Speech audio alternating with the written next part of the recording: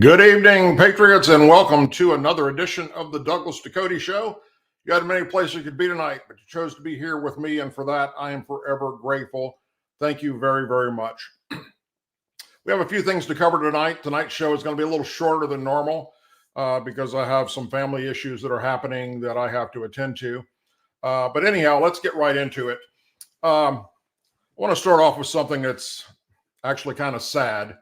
Because I told you right here on this show, this was going to happen just a few weeks ago. I told you to prepare for American soldiers to start returning in body bags.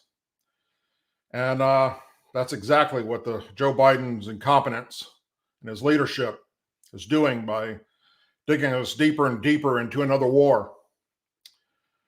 Now it started. Iran-supported militia terrorist groups have conducted more than 160 attacks against American forces throughout the Middle East. The groups say the attacks are in retaliation for U.S. support of Israel in its ongoing war against Hamas, terrorists, and Gaza.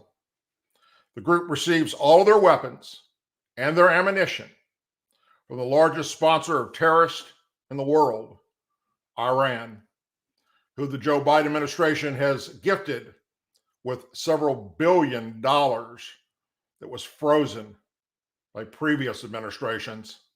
He unfroze it and gave it to them, which went into their war machine of killing innocent men, women, and children and American service members.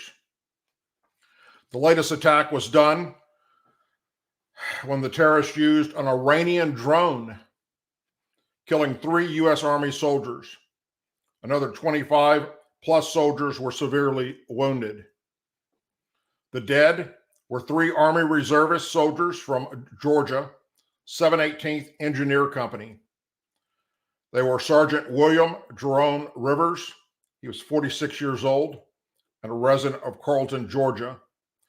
Specialist Kennedy London Sanders, age 24, of Raycross, Georgia, and Specialist Brianna Moffitt, age 23, of Savannah, Georgia. We'd like to wish their families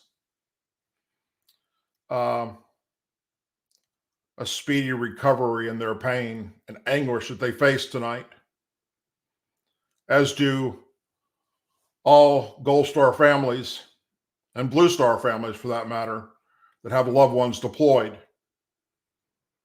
It's bad enough to be serving in a war zone under any president, but to be serving under a president that has what appears by all aspects like mental issues such as possibly dementia,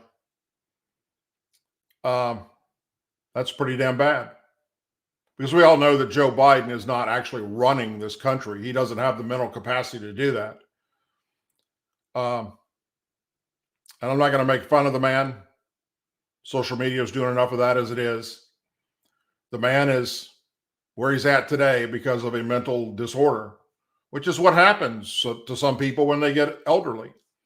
Once you start getting up in your late 70s, 80s, 90s, well, for some people, their mental capacity starts deteriorating. Some it does not. Some continue to live to be 100 years old or more and fully capable. But the average, that doesn't happen with.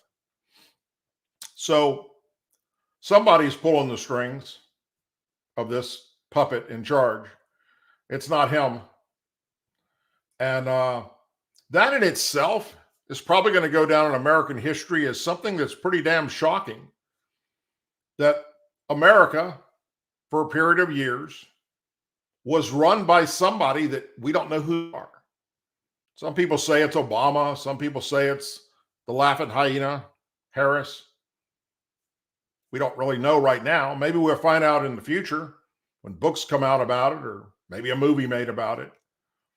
But it's not Joe Biden. Just face it. Even the Democrats realize that right now. They're panicking as we start moving towards this upcoming election in November, right around the corner, because they know that No matter who the Republicans pick, whether it's Donald Trump or, look, no matter who it is, they know that Joe Biden does not have the mental capacity to debate them in a presidential debate. We could pick Barney the purple dinosaur, and we have no clue who is wearing that ridiculous outfit. And they could get up there and run circles around Joe Biden. In fact, the DNC has already come out and said they do not plan on having him debate anyone. Why would you do that? Other than the fact that you know that it would be a laughing stock. It was already bad the last go around, and they still voted for the guy. Whether you want to believe the election was stolen or not stolen, point is, he's in the White House. And we watch daily, every time he's in front of a microphone and a camera, babbling incoherently about things that are irrelevant, making comments and statements that aren't in the human language. So it's a sad situation, and needless to say, American soldiers are now returning home in body bags, and more will come. Trust me. The writing's on the wall. South Dakota Governor Kristi Noem, who's an ally of Texas Governor Greg Abbott, has pledged her support for stopping an invasion at the border as the standoff between Texas and the Biden administration continues. She argued that Texas is protecting its state sovereignty and echoed Abbott's language of an invasion.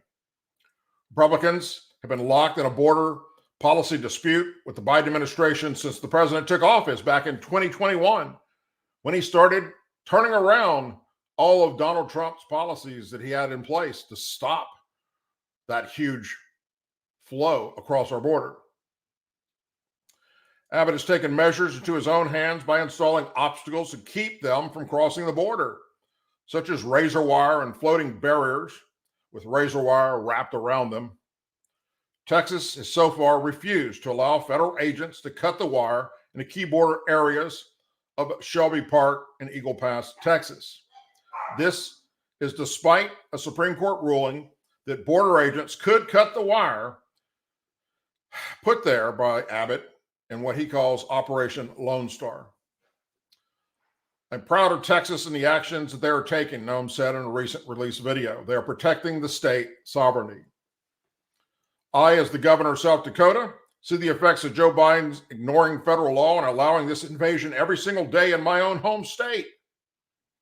She added the 13 original colonies would never have signed the Constitution or rectified it if they didn't know they didn't have the protections to defend themselves. Prominent Republicans have backed Abbott and his border policies, along with his assertion that Texas is facing an invasion and needs to protect itself. Migration and border security are set to be major issues in this upcoming election. A total of 25 Republican governors, including Noem, have expressed support for Abbott and his policies. In a letter, governors said they stand in solidarity with Abbott over utilizing every tool and strategy, including razor wire fences, to secure the southern border. The statement added, "We do it in part because the Biden administration is refusing to enforce immigration laws on the books and is illegally allowing mass parole across America of migrants who entered our country illegally." Abbott has said the White House has failed to prosecute immigrants for the federal crime or illegal entry. The Biden administration has said a backlog in the system and legal protection given to asylum seekers complicates the issue, which, by the way, is 100% bullshit. And we, the people, know it and we see it. The particular results of this growing backlog is that those deserving of protection may have to wait years for their claims to be granted, while individuals who are ultimately found not to merit protection may spend years in the United States before being issued a final order to remove, if they even get one. The Biden administration has argued, but by then they're lost in the system and they have committed many, many crimes, to include murder, because they weren't vetted, which then adds to the pain and agony of angel families. Abbott has doubled down on his interpretation of the unfolding crisis on the U.S. border. In a January 24th press release, Abbott said, "I've already declared an invasion under Article 1, Section 10, Clause 3 to invoke Texas constitutional authority to defend and protect itself. The authority is the supreme law of the land, and it supersedes any federal statute in the country." Other prominent Republican lawmakers have backed Abbott as well. In a post on X, formerly Twitter, on January 25th, Iowa Governor Kim Reynolds said, "When the federal government fails, states step in." Iowa sent the Iowa National Guard and state troopers down to the border last year to stop the invasion, and Iowa now stands firmly with the state of Texas. Texas Senator Ted Cruz said Texas has the constitutional authority to protect itself. He added, "I'm proud to stand with Texas and Governor Abbott as the work to stop the invasion."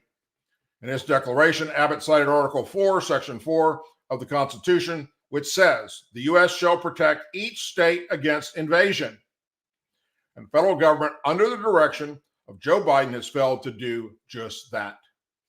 But some left-wing liberal Democrat wingnuts, so-called legal experts, have questioned Abbott's invasion declaration. Here's one. New York University law lecturer Professor Peter Shane called Abbott's declaration nonsense. Governors have no power to declare anything other than the U.S. Constitution, nor does the Constitution give states any legal power to countermine the exercise of federal authority, Shane told Newsweek previously. Well, as a university law professor, one would think that you, sir, would have read the United States Constitution.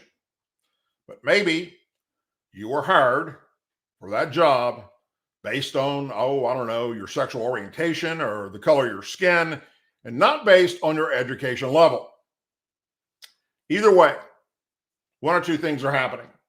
Either you can't read, so you haven't read the Constitution, or you can read and you have no comprehension ability. Therefore, you, sir, are an absolute lying sack of shit and a fool that's educating students to believe your warped, ridiculous ideology. Let's talk about two-faced hypocrisy. No better than former House Speaker Nancy Pelosi, Democrat, California, who trashed Donald Trump for his reference to COVID as being the China virus, saying that by saying that made him a racist. Trashed Trump for saying Mexico was not sending their best and brightest across the border. She claimed that made Trump a racist by saying something like that. Well, she's blasted now on social media after a video shows her telling pro-Palestinian protesters that showed up at her house to go back to China, where their headquarters is. Pelosi told members calling for a ceasefire to go back to China. Code Pink posted on X yesterday, along with a video of Pelosi interacting with the protesters. These same women have been protesting for peace at our house for 17 years. Pelosi takes thousands of dollars from AIPAC every year. So who is the foreign agent here? They ask. Social media users criticize Pelosi, including trending politics co-owner Colin Rugg, who posted on X that Pelosi has lost it. Pelosi was making Joe McCarthy look like a model of restraint and consistency, Jonathan Turley, of the constitutional law professor, Fox News contributor, posted on X. Imagine the reaction if a Republican said what Nancy Pelosi said, GOP operative Steve Guest said. If we can even say that the China virus was from China, if we can't say that, I expect every news agency in America to interrogate Pelosi for racism. Mark Hemingway, a senior writer at Real Clear Investigated, posted on X. Pelosi, by the way, was referring to a New York Times report that said that Code Pink was headquarters out of China. This week, Pelosi suggested protesters calling for a ceasefire in Gaza are connected also to Russia. Where have we heard that before?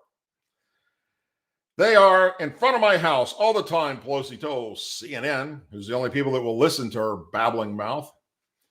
I have a feeling for what feelings they have, but we have to think about what we're doing. And what we have to do is try to stop the suffering in Gaza, she said. This is women and children, people who don't have a place to go. So let's address that. But for them to call for a ceasefire is Mr. Putin's message. Mr. Putin's message. Make no mistake, this is directly connected to what he would like to see, Pelosi said. Same thing with Ukraine. It's about Putin's message. I think some of these protesters are spontaneous and organic and sincere. Some, I think, are connected to Russia. I say that I have looked at this for a long time. Well, Fox News Digital reached out to Pelosi's office for comment on the video, but of course they did not respond, nor will they. The idea that we are Chinese propagandists is a false comment used by both sides of the aisle to discredit us as anti-war organization, Code Pink spokesperson Melissa Garrett said. And let me remind everybody, first off, I hate Code Pink. But when Trump and Republicans started telling Ilhan Omar to go back to Somalia, where she was from, for her anti-American speech and against veterans, it was Nancy Pelosi again who called us racists and bigots for saying that. Nancy Pelosi, you, madam, are the biggest racist bigot in America. A former U.S. Army Green Beret running for Congress in North Carolina is taking aim at President Biden's handling of his duties as commander-in-chief while stressing the need for more veterans to be elected to higher office. In an interview with Fox News Digital, Pat Herring, a former U.S. Army officer, firearms business owner, and Republican candidate for North Carolina's 10th Congressional District, said Biden's failures were one of the main things that drove him to enter the race. I'm incredibly concerned for the future of our country. With the fall of Afghanistan, being a West Point graduate and a former Green Beret who spent a little over 18 months in Afghanistan, I honestly could not believe how we could have criminally incompetent chief executive lead the exit and lead the failure of Afghanistan the way it happened, he said. You've heard me say the same thing right here, as many other veterans have said. It's just absolutely catastrophic what America is going through. We have to go to Washington and make some changes and make it very quickly, or this world is going to dissolve into a place that I don't think any American has ever truly experienced, he said. Erning first ran unsuccessfully for Congress in North Carolina's Democrat-leading 14th Congressional District back in 2022.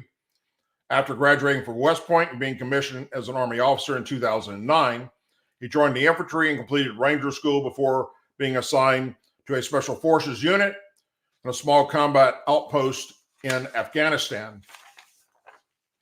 I was in the Aqaba Valley up north of Kandahar, 23 years old. I was leading almost 400 Americans and Afghans all by myself. I had nobody over me for about 65 to 70 miles away. And so I really got to kind of create my own adventure, cut my teeth during some pretty significant combat operations, he explained. He said the experience gave him leadership perspective to understand what's at stake across the world and why American strategy interests actually secure the American way of life. We've done a terrible job of doing that in the last 20 years, he said.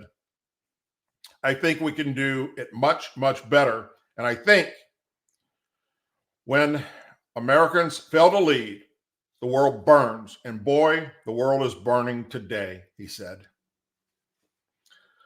We just need principled leadership of character to return to Congress. We need veterans to run for Congress, he said, noting the small percentage of veterans serving in Congress today and how it contrasts with times following World War II when a majority of members had military experience.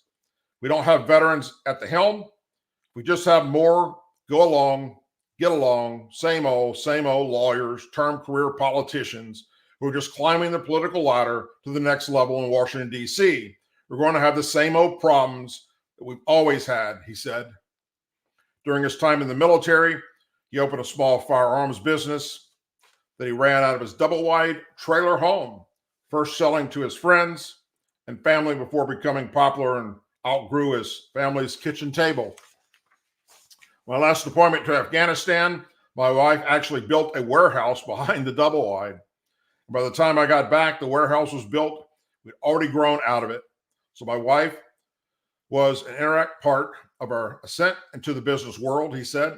Harrington explained that his business now operates out of a 120,000 square foot facility on about 80 acres, does everything underneath the small arms umbrella, from gun parts to completing firearms themselves, and produces about 1,000 guns per week. He said operating a small business has made him incredibly passionate about America's manufacturing and that it's important to have vibrant production in the United States. He added that his own small business story was a testament to conditions that are set by the right form and frame of government as an economic system that allows people to go out and create their own success stories. If elected in November, he said his first issue would be to address the crisis on our southern border. That southern border needs to close immediately, he said. And I've been saying this for years. President Trump's position on the border, which is to create a massive wall in order for safeguarding our domestic security, should be our one and only priority. We've got to protect this nation, he said.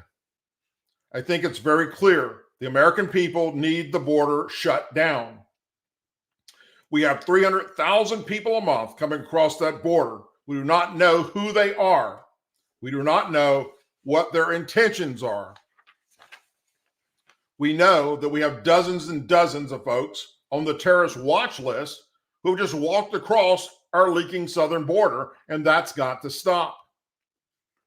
Harding faces a crowded Republican primary field that includes State Representative Gary Mills Jr., activist Brooke McGrone, and entrepreneur Charles Edler, and nurse Diana Jampson. Considering the district's conservative leaning, the primary winner will likely replace Representative Patrick McHenry, who served briefly as Speaker pro tempore of the House following House Speaker Kevin McCarthy's outs back in October. Henry denounced in December that he would not seek re-election.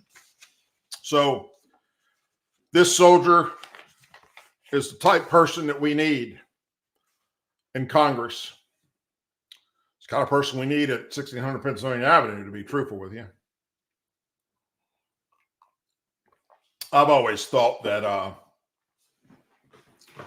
it should be a law that you can't be the President of the United States, the commander-in-chief of the military, if you've never served in the military. I mean, it's one thing to have a bunch of people under you that supposedly know what the fuck's going on, but as we see what's happening under this administration, they don't know what the fuck's going on, and they're making shit worse all across the globe. And you ain't seen worse yet. It's going to get really, really bad really, really soon. Tony Romero, the founder of ocean exploration company Deep Sea Vision. I believe I've also heard that he's an Air Force veteran. I don't know that to be a fact, but I did read something about it yesterday. He announced yesterday that sonar imaging of the seafloor near Howard Island, an uninhabited coral island under the ownership of the United States, had revealed an object that appeared to fit the dimensions of Amelia Earhart's Lockheed 10E Electra airplane. And this has set the internet on fire. It's being picked up by every American news agency that exists. All of them, local, state, ABC, CBS, NBC, Fox News, CNN, MSNBC, and other world outlets, BBC, all of them are blasting this everywhere. If you haven't seen it yet, then, well, you haven't paid any attention to the news or turned to social media much, because it is everywhere. This has become bigger than self-proclaimed liberal Democrat Taylor Swift and her NFL boy toy that's been dominating everything. As you may or may not know, Amelia Earhart was en route to the island for a scheduled stop on July 2nd of 1937 as part of her second attempt to circumnavigate the globe. But Earhart and navigator Fred Noonan never arrived. Their last known position was reported as near the Nakanuma Islands, an atoll off the coast of Papua New Guinea. Radio logs from the U.S. Coast Guard Itasca, which was stationed at Howard Island to guide them in, suggested Earhart was running out of fuel near the island per radio transmissions they were receiving from Earhart herself. The leg of the trip was beset by difficulties. The Itasca could receive the radio communications from Earhart. She reported not being able to hear them at all. Had she been able to, she could have zoned in on their frequency and found her way out of flying out over the ocean until she ran out of fuel.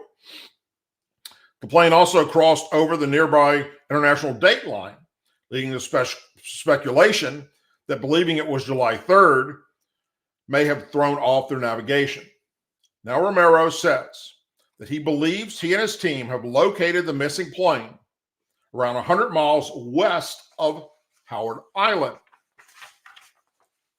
Deep Sea Visions has produced radar images, sonar images, of what appears to be an aircraft matching the 38 by 55 foot dimensions of Earhart's Lockheed Electra airplane. In a statement, Deep Sea Vision said the image shows contours that mirror the unique dual tails and scale of her aircraft.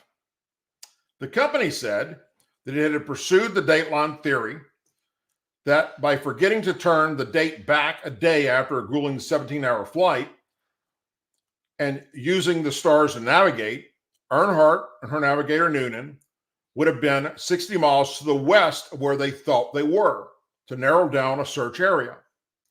Romero said the aircraft appeared intact and thought that Earhart would have made every attempt to land the aircraft gently on the water, and the aircraft signature that we see in the sonar image suggests that that may be the case.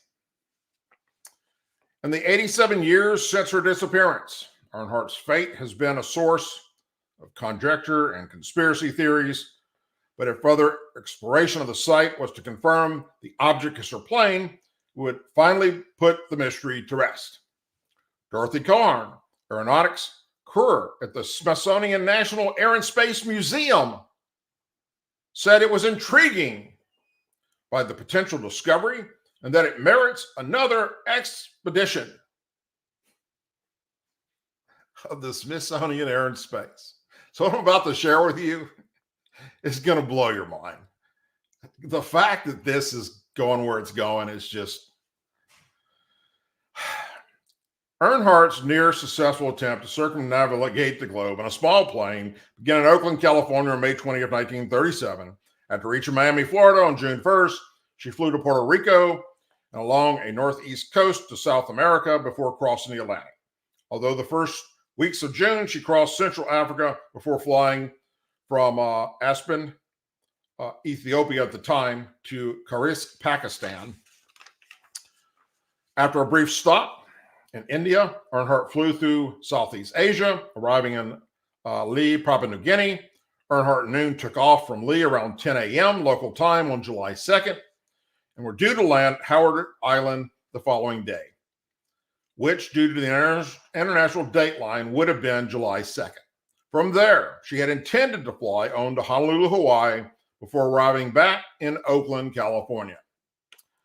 Now, here's the problem.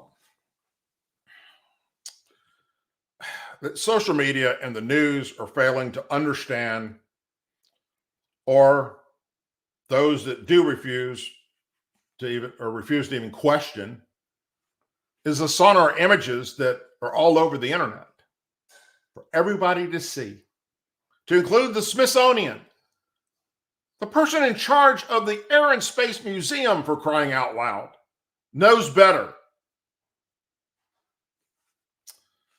The sonar image that they claim proved this could be Amelia Earhart's plane shows what does appear to be an aircraft. Sure does. But an aircraft with swept back wings, which are primarily found on fighter jets and bombers of current days when jet engines became the norm. The Lockheed Electra airplane that she was flying was a slow-flying transport plane with two radial engines.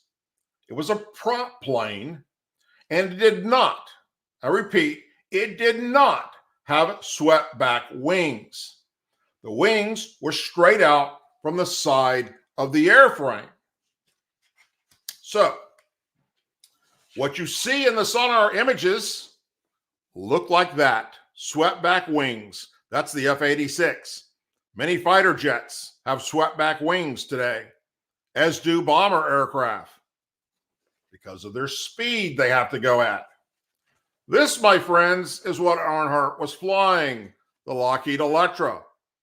The only way it would have swept-back wings is if you took the wings off and put them on backwards.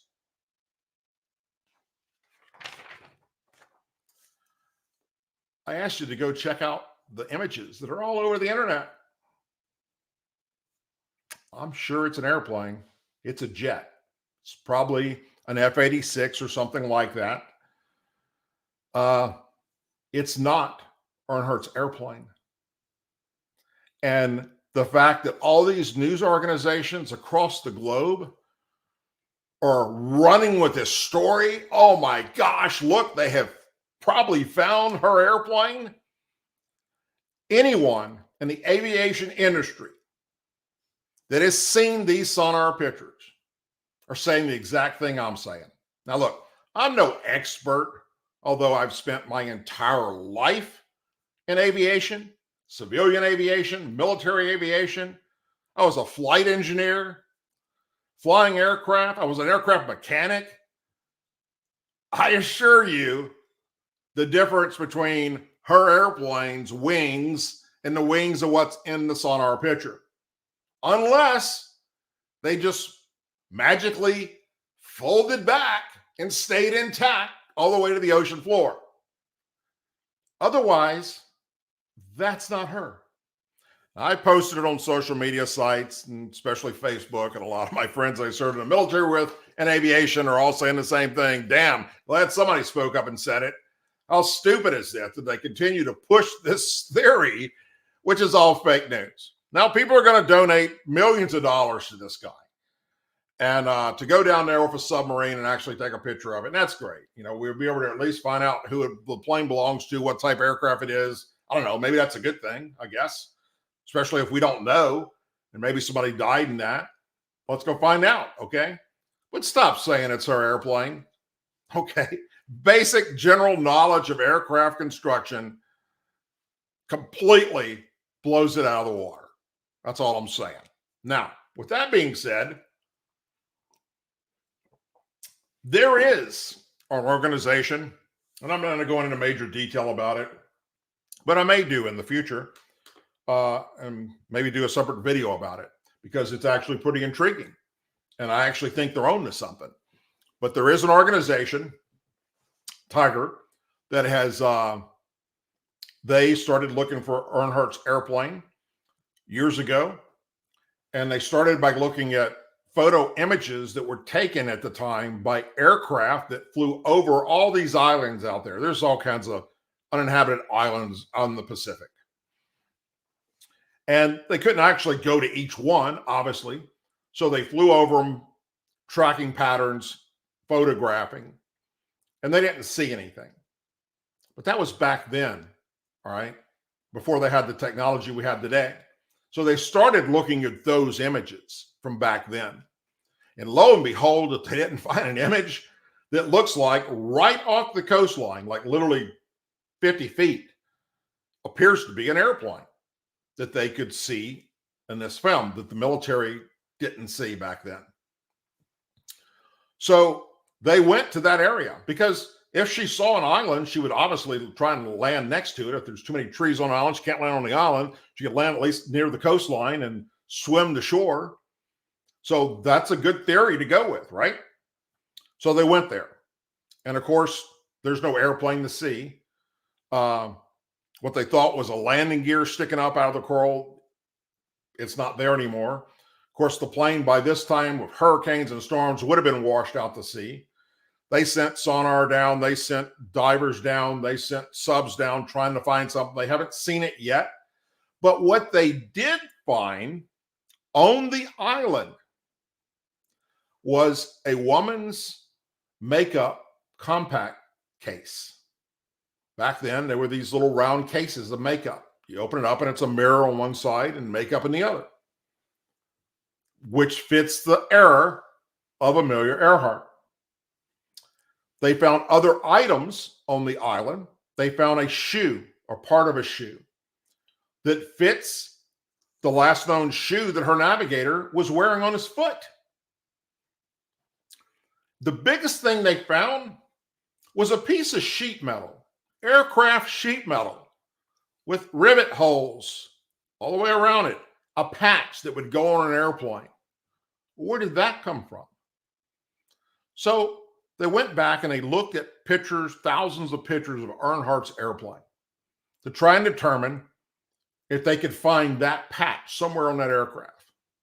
And lo and behold, if they didn't find just that, they found what appears to be the exact same dimensions of that piece of sheet metal to a patch on the side of her aircraft where at some point in time, a hole was punctured in it or dented in the aircraft, and the mechanics went out there and put this sheet metal patch on. And they found that.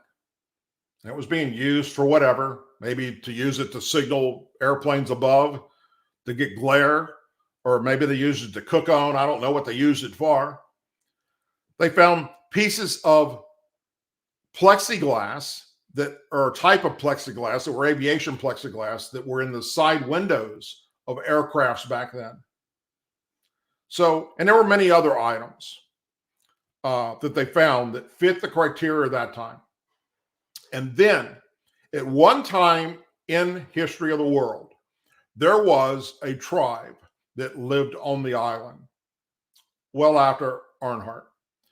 And they told a story, folklore, of two Americans that crash landed an airplane off their island and lived there for a period of time before dying. So that's the closest to this mystery that I think anybody's ever come to. And like I say, for those of you that are interested, I'll probably do a video about it in the coming days or whenever I get around to it, because it's very, very interesting. I do think that their theory is correct. That's where she landed. They survived the crash landing in the water. Eventually, the plane went off into the ocean and deteriorated through all these years with the salt water. And they lived out the rest of their life right there on the island where they died. And what's left of them is probably under the ground there somewhere, or taken away by animals or taken back out to sea. Who knows? But that to me was very interesting. I actually even donated money to that project years ago when it started, when I saw their evidence and thought they're on to something here. I'd like to see them come to this conclusion and finally finish it and come up with a rock solid, this was definitely her aircraft and what happened. I do believe they're going back out there again in the future when they raise enough money to send down more submersibles to try and find an actual piece of that aircraft. And that would obviously solve the puzzle. But what's circulating all over the internet right now, don't share it. It's not true. All right. I'm telling you. And the fact that some of these people, especially the Smithsonian of all people, the Air and Space Museum, that ran with this story. They have a Lockheed Electra in the Smithsonian Museum, for crying out loud. Not to mention swept wing aircraft. And they ran with this story. I don't know. I don't know what to tell you there. I just know that it's fake news. Now, if I'm wrong, if they send down something down there, maybe it was just, who knows, some kind of freak way that the sonar did off the ocean or something to make it look swept wing and it wasn't. Well, I'll come back and tell you I was wrong. All right. But based on the imagery that they're sharing on the internet right now that everybody can see, I don't care what site you go to, it's there. Trust me. Those images do not link up to anything that the Lockheed Electra that she was in looks like.